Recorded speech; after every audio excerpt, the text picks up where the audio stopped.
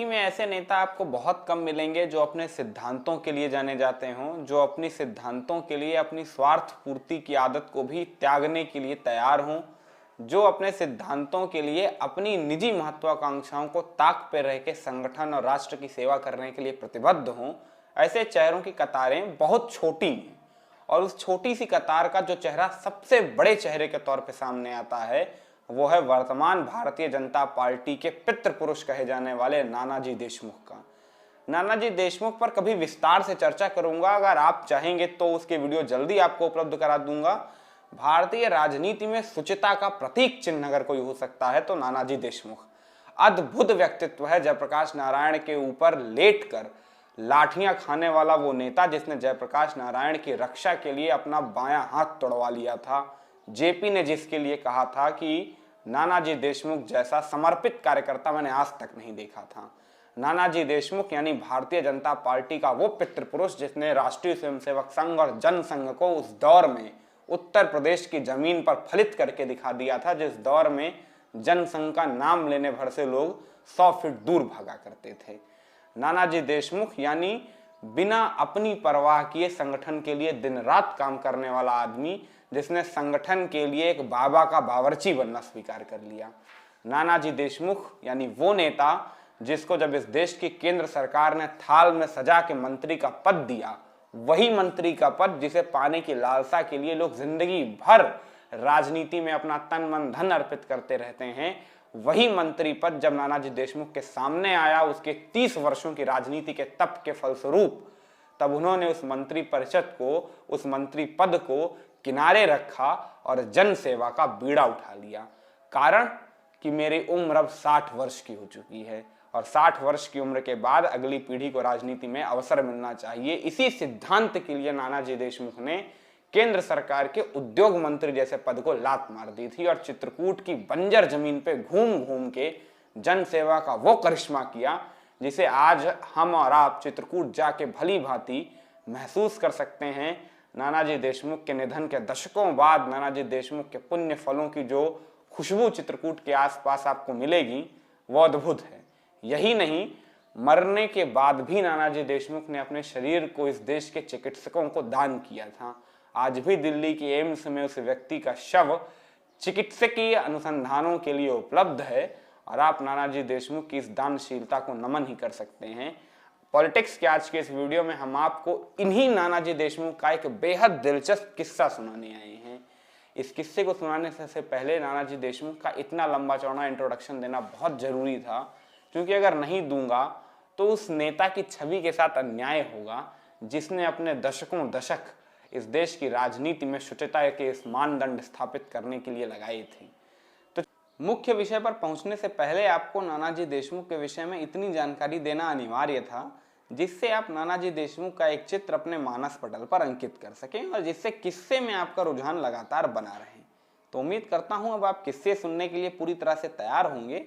तो शुरू करते हैं किस्सा। साल 1971 की बात है। देश में लोकसभा के चुनाव हो रहे थे और बलरामपुर की हाई प्रोफाइल लोकसभा सीट एक बार फिर चर्चा का विषय बनी हुई थी। भारतीय राजनीति के शुरुआती 3 दशकों में बलरामपुर लोकसभा सीट चर्चा का विषय बनती थी। ऐसा कई वजहों से होता था। एक बड़ी वजह थी अटल बिहारी वाजपेयी का इसी सीट से सदन चुनकर जाना। दूसरी बड़ी वजह थी अटल बिहारी वाजपेयी से प्रभावित होने के कारण पंडित जवाहरलाल नेहरू का इस सीट में खासा दिलचस्पी रखना। और तीसरी बड़ी वजह थी पंडित जवाहरलाल नेहरू के कहने पर बंबई की फिल्म इंडस्ट्री के बड़े बड़े अभिनेताओं का बलरामपुर लोकसभा सीट में चुनाव प्रचार करना। बलरामपुर लोकसभा सीट शायद उत्तर भारत की पहली लोकसभा सीट थी जहां किसी बॉलीवुड सितारे ने चुनाव प्रचार किया था। तो इन सब वजहों से Balrampur Lok Sabha seat high profile रहती थी। 1971 में भी देश में बलरामपुर लोकसभा सीट के चर्चे थे। ऐसा 2 वजहों से था कि इस दफा अटल बिहारी वाजपेयी जो 4 बार से लगातार बलरामपुर सीट से ही चुनाव का पर्चा भर रहे थे, उन्होंने इस दफा बलरामपुर का साथ छोड़ दिया था और कांग्रेस की सुभद्रा जोशी जो लगातार 2 बार से बलरामपुर सीट से पर्चा दाखिल कर रही थी और वाजपेयी और जोशी के बीच की राइवलरी देश में बड़ी मशहूर थी, लेकिन उन्होंने भी अपना पर्चा बलरामपुर से वापस खींच लिया था। इसलिए बलरामपुर नए प्रत्याशियों के लिए पूरी तरह से खुला हुआ था और कांग्रेस ने अपना पासा यहाँ पे ऐसा चला था कि कांग्रेस के लिए बलरामपुर एक अजेय दुर्ग की तरह हो गया था।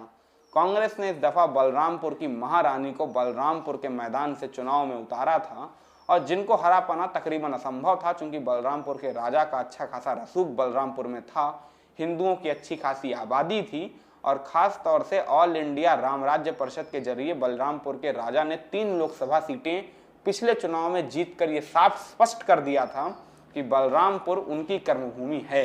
ऐसे में बलरामपुर की महारानी को बलरामपुर में चुनाव हरा देना तकरीबन असंभव था, लेकिन जनसंघ ने जिस उम्मीदवार को यहाँ से चुना वो उम्मीदवार ऐसा था कि उसने अपनी संगठन शक्ति के दम पे बलरामपुर की महारानी को बलरामपुर के ही चुनावी रण में मात देकर दिखा दिया था, असंभव को संभव कर दिखाया था।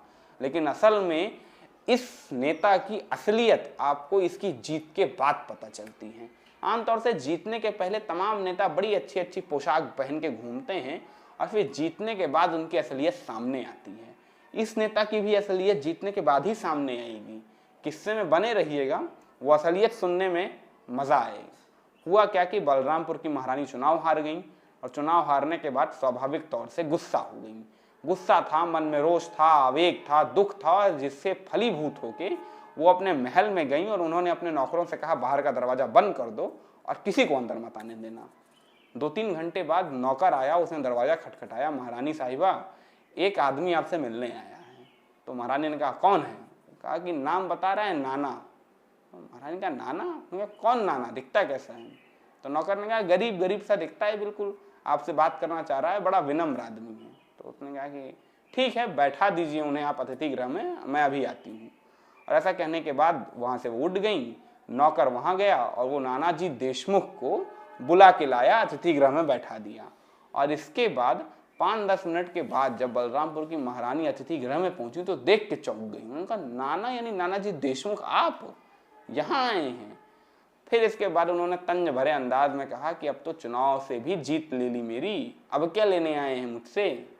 उन्होंने हाथ जोड़ के कहा जी महारानी जी, आपसे कुछ लेने ही आया हूँ। महारानी को लगा एटीट्यूड देख के कि इस आदमी में कुछ घमंड तो लग नहीं रहा है, जीत के बाद भी इतनी विनम्रता। थोड़ा आश्चर्य हुआ, लेकिन जब नाना की अगली बात सुनी तो और आश्चर्य हुआ। नानाजी देशमुख ने उनसे कहा कि आपकी प्रजा ने मुझे अपनी सेवा करने के लिए चुन लिया है।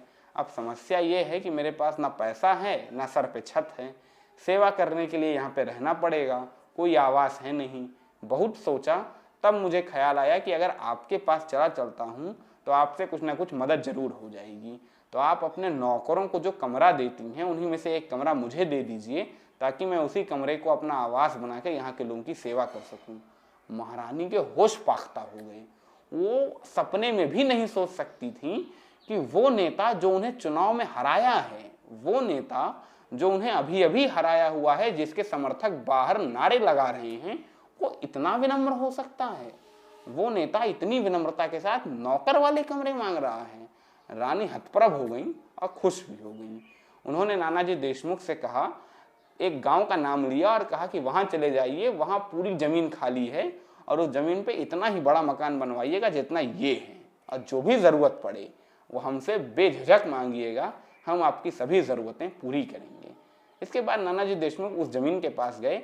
रुकिएगा नहीं, किस्सा भी बड़ा महत्वपूर्ण बचा है जो आगे का है, वो सुनने में और मजा आएगा।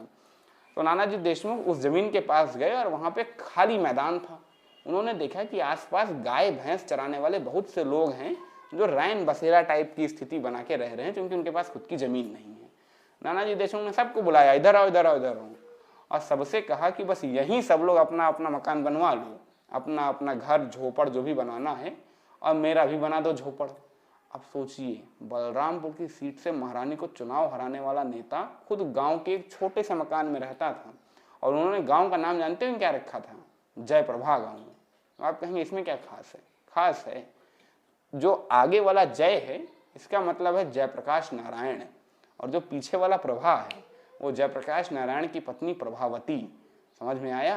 यानी जेपी के लिए कैसी श्रद्धा रही होगी उस आदमी की, तभी तो साहस होगा, तभी तो कलेजा होगा जेपी के ऊपर लेट के पुलिस की लाठियां खाने का। अगर जिसके लिए आपके मन में श्रद्धा नहीं होगी उसके लिए पुलिस की एक लाठी नहीं खाएंगे आप, यहाँ तो 50 लाठियां खाई थी उस नेता ने। तो श्रद्धा भाव था। जयप्रभा नाम से गांव रखा।